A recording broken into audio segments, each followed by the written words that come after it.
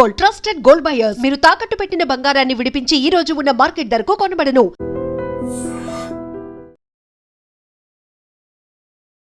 Greenland మాదే. అక్కడ అడుగు పెడితే అమెరికా అయినా సరే కాల్చి పడేస్తాం. తర్వాత సంగతి తర్వాత అంటోంది డెన్మార్క్. అసలు అవతల ఉన్నది అగ్రరాజ్యమని తెలిసినా కూడా డెన్మార్క్ ఇంత మాస్ వార్నింగ్ ఎలా ఇవ్వగలుగుతోంది? యుఎస్ అంటే అసలు లెక్కలేదా, భయం లేదా? హెచ్చరించడం దాకా ఓకే, అమెరికాని అసలు ఎదుర్కొనే సత్తా దానికి ఉందా? గ్రీన్లాండ్ విషయంలో డెన్మార్క్ ధైర్యం ఏంటి? ఒకసారి చూసే ప్రయత్నం చేద్దాం. అమెరికా గనక గ్రీన్లాండ్ని ఆక్రమించుకునేందుకు ప్రయత్నిస్తే ముందుగా కాల్పులు జరుపుతామని కూడా డెన్మార్క్ హెచ్చరిస్తోంది. కానీ దేనితో? ఇదే ఇప్పుడు ప్రపంచ దేశాల్లో మెదులుతున్నటువంటి ప్రశ్న. 1950ల తర్వాత తొలిసారిగా గ్రీన్లాండ్పై అమెరికా దాడి చేస్తే ముందుగా కాల్చి ఆ తర్వాత ప్రశ్నలు అడగాలనే స్టాండింగ్ ఆర్డర్స్ డెన్మార్క్ దళాలకు ఉన్నాయి. అయితే నిజంగా సైనిక దండయాత్ర కానీ వెనిజులా లాంటి మిలిటరీ ఆపరేషన్ కానీ జరిగినప్పుడు డానిష్ ఆర్మీ అమెరికా శక్తిని ఎదుర్కోగలదా అనే వాదన కూడా లేకపోలేదు.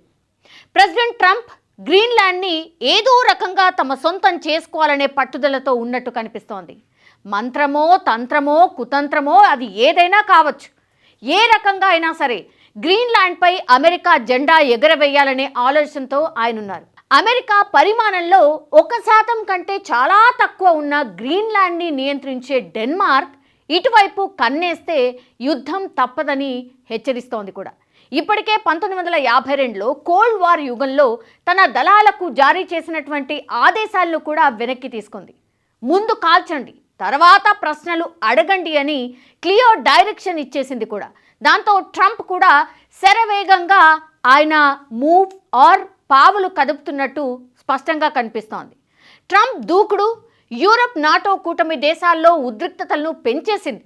అయితే అమెరికా గనక సీరియస్గా మిలిటరీ ఆపరేషన్ చేపడితే డానిష్ సైన్యం యుఎస్ వార్ పవర్ని తట్టుకోగలుగుతుందా అనే ప్రశ్నకు కూడా ఆన్సర్ వెరీ వెరీ సింపుల్. అమెరికాని ఎదుర్కోవడం డెన్మార్క్ వల్ల కానే కాదు. నిజంగా చెప్పాలంటే గ్రీన్లాండ్ని సైనిక పరంగా స్వాధీనం చేసుకోకుండా కూడా అమెరికాని నిరోధించేది ఏదీ లేదు. 1951లో కూడా కోల్డ్ వార్ అగ్రిమెంట్ ప్రకారంగా అయితే గ్రీన్లాండ్లో ఇప్పటికే అమెరికాకు ఒక విస్తృతమైనటువంటి మిలిటరీ యాక్సిస్ కూడా ఉంది. డెన్మార్క్ గ్రీన్లాండ్ అంగీకారంతోనే అక్కడ సైనిక స్థావరాలు ఏర్పాటు చేయడానికి కూడా అమెరికాకు హక్కులున్నాయి. ఆర్కిటిక్ ద్వీపంలోని పిసిఫిక్ స్థావరంలో ఇప్పటికే 100 మందికి పైగా సైనిక సిబ్బందిని అమెరికా ఆల్రెడీ మోహరించేసింది కూడా. సో డెన్మార్క్తో ఒప్పందం ప్రకారంగా ద్వీపంలోని సిబ్బంది సంఖ్యని పెంచేసుకొని క్రమంగా ఆ భూభాగాన్ని స్వాధీనం కూడా చేసుకోవచ్చు. డెన్మార్క్ గ్రీన్లాండ్ను రక్షించగలదా అనేది ఇప్పుడు బిగ్గెస్ట్ డౌట్. ట్రంప్ సైనిక చర్య బెదిరింపును డెన్మార్క్ తీవ్రంగా పరిగణిస్తోంది కూడా. గ్రీన్లాండ్పై అమెరికా దాడి చేస్తే ముందుగా కాల్పులు జరిపి ఆ తర్వాత ప్రశ్నించండి అనే స్టాండింగ్ ఆర్డర్స్ కింద తమ ఆర్మీ ఉందని డానిష్ ప్రభుత్వం కూడా హెచ్చరిస్తోంది. ఇది 1952 సైనిక ఆదేశంలో భాగం. ఇది ఇప్పటికీ అమల్లో ఉంది. దాని ప్రకారంగా చూస్తే కమాండర్లు ప్రభుత్వం నుంచి అధికారిక ఆదేశాలు వచ్చేదాకా కూడా వెయిట్ చేయాల్సిన పని కూడా లేదు. దాడి చేసే దళాలపై ప్రతి దాడి చేసే స్వేచ్ఛ డానిష్ బలగాలకి ఆల్రెడీ ఉంది. గ్రీన్లాండ్ని తిరిగి ఆయుధీకరణ చేయడానికి కూడా డెన్మార్క్ దాదాపు $14 బిలియన్ ఖర్చు చేస్తోందని డానిష్ డిఫెన్స్ మినిస్టర్ కూడా ఆల్రెడీ చెప్పినటువంటి సిట్యుయేషన్. సో డెన్మార్క్ ఎంత ధైర్యంగా కనిపిస్తున్నప్పటికీ కూడా ఆ దేశం దగ్గర ఉన్నటువంటి చాలా పరిమితమైనటువంటి సైనిక బలం వాస్తవాలను కాదనలేం. అమెరికా మిలిటరీ మ్యాన్ పవర్ ఇతర నాటో సభ్య దేశాల కంటే చాలా ఎక్కువగా ఉందని కూడా అందరికీ తెలిసిందే. గ్లోబల్ ఫైర్ పవర్ ర్యాంకింగ్ ప్రకారం అయితే సైనిక బలం పరంగా అమెరికా అగ్రస్థానంలో ఉంది. డెన్మార్క్ 45వ స్థానంలో ఉంది. నాటో కూటమిలోని మిగిలిన 21 లక్షల మందితో పోలిస్తే గనక ఒక్క అమెరికా దగ్గరనే 13 లక్షల మంది సైనిక సిబ్బంది ఉన్నారు. వాస్తవానికి నాటోలో డెన్మార్క్ అత్యల్ప సంఖ్యలో ఉంది. అంటే 20,000 మంది సాయుధ దళాలు మాత్రమే కలిగి ఉంది. ఇది Indian coast guard man power కంటే చాలా చాలా తక్కువ. రాయల్ డానిష్ నేవీలో 3,500 మంది సిబ్బంది ఉన్నారు. ఇది ఇండియా ఎయిర్ క్రాఫ్ట్ కంటే కూడా ఐఎస్ విక్రాంత్ కావచ్చు, ఐఎన్ఎస్ విక్రమాదిత్యలో మోహరించినటువంటి మొత్తం సిబ్బందికి సమానమని కూడా చెప్పొచ్చు. డెన్మార్క్ దాదాపు 9 యుద్ధ నౌకలను నిర్వహిస్తోంది.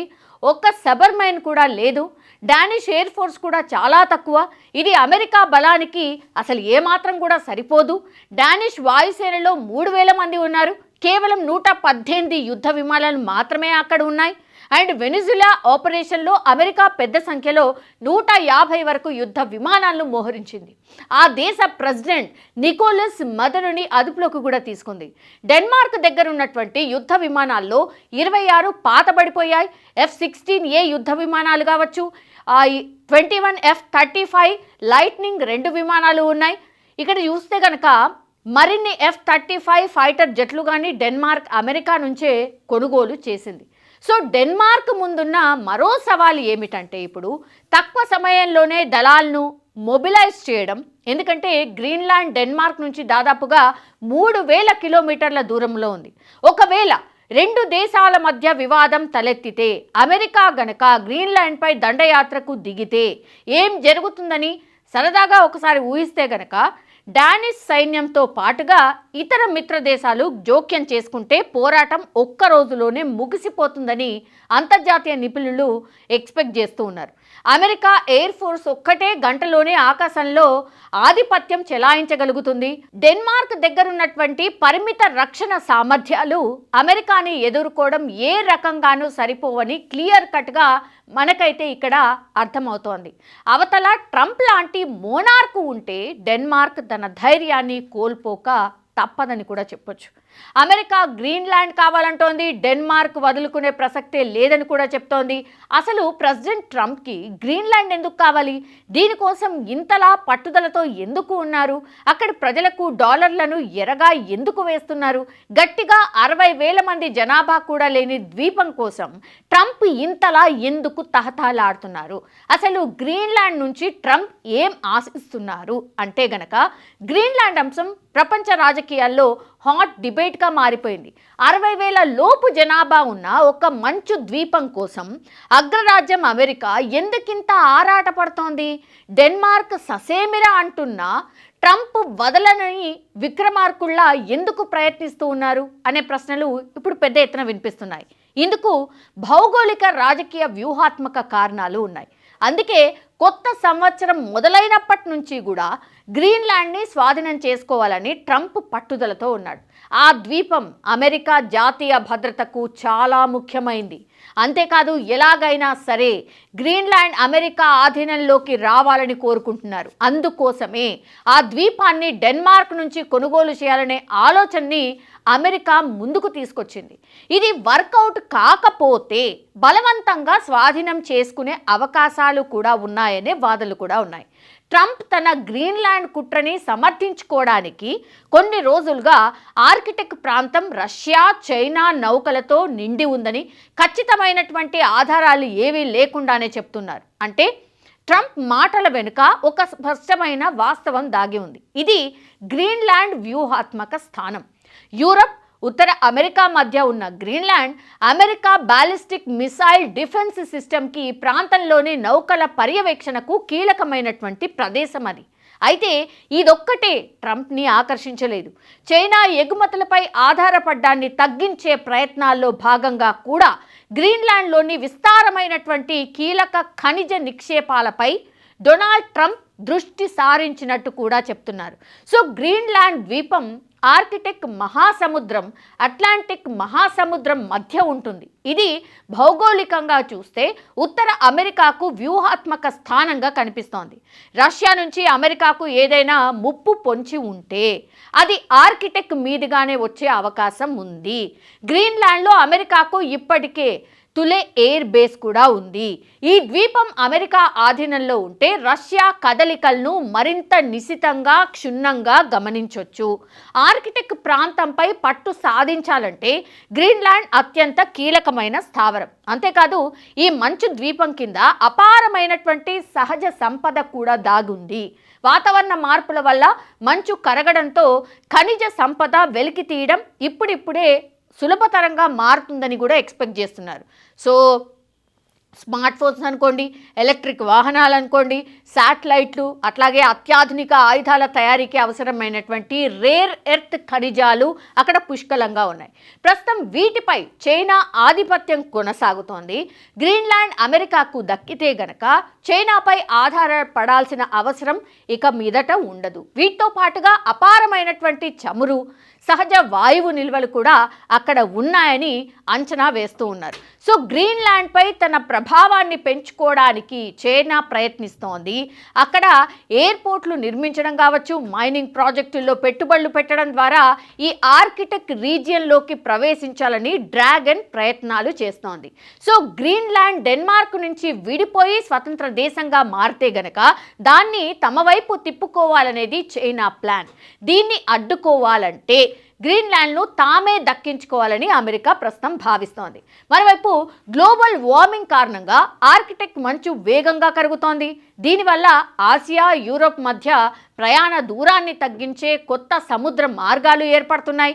ఈ మార్గాలపై గ్రీన్లాండ్ పట్టు సాధిస్తే గనక భవిష్యత్తులో ప్రపంచ వాణిజ్యం అమెరికా నియంత్రణలోకి వెళ్తోంది. ఇదిలా ఉంటే గనక గ్రీన్లాండ్ ప్రస్తుతం డెన్మార్క్ ఇచ్చే వార్షిక రాయితీ మీద ఆధారపడి నడుస్తోంది. సో దీన్ని ఆసరాగా చేసుకొని ఇప్పుడు డెన్మార్క్ మీదున్న ఆర్థిక భారాన్ని తగ్గిస్తాం, గ్రీన్లాండ్ను అభివృద్ధి చేస్తామని ట్రంప్ బంపర్ ఆఫర్ ఇస్తున్నారు. ఇక్కడున్న 60,000 మంది ప్రజలకు మెరుగైన ఉపాధి కావచ్చు, పెట్టుబడులు ఆశ చూపి రియల్ ఎస్టేట్ డీల్ తరహాలో దీన్ని ముగించేయాలి అనేది ట్రంప్ పక్కా ప్లాన్. డెన్మార్క్ మాత్రం అమెరికా ప్రతిపాదనని ప్రస్తుతం తిరస్కరిస్తోంది. సో గ్రీన్లాండ్ని దక్కించుకోవడానికి ఎన్ని సునాయాస ప్రయత్నాలు ఉన్నాయో అవన్నీ కూడా ట్రై చేద్దామనే ధోరణిలో ఉన్నారు ట్రంప్.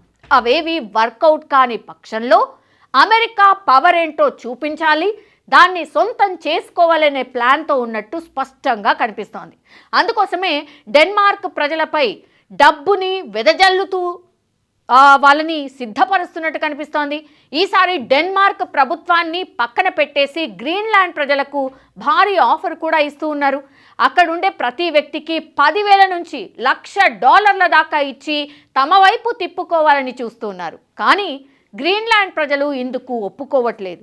1867లో రష్యా నుంచి అమెరికా అలస్కాను కొన్నప్పుడు కూడా అనేక విమర్శలు వచ్చాయి. కానీ ఇప్పుడు అదే అమెరికాకు అతిపెద్ద ఆర్థిక రక్షణ కవచం, అదే హిస్టరీని గ్రీన్లాండ్ ద్వారా రిపీట్ చేయాలని ట్రంప్ ఇప్పుడు తహతలాడుతున్నారు. అయితే డెన్మార్క్ ప్రధాని ఇది అసాధ్యమని కొట్టిపారడమే కాదు, గ్రీన్లాండ్ ప్రజలు తమ భూభాగం అమ్మకానికి లేదని కూడా స్పష్టం చేయడంతో ఈ వివాదం ఇప్పుడు దౌత్యపరమైనటువంటి చిక్కుముడిగా మారిపోయింది.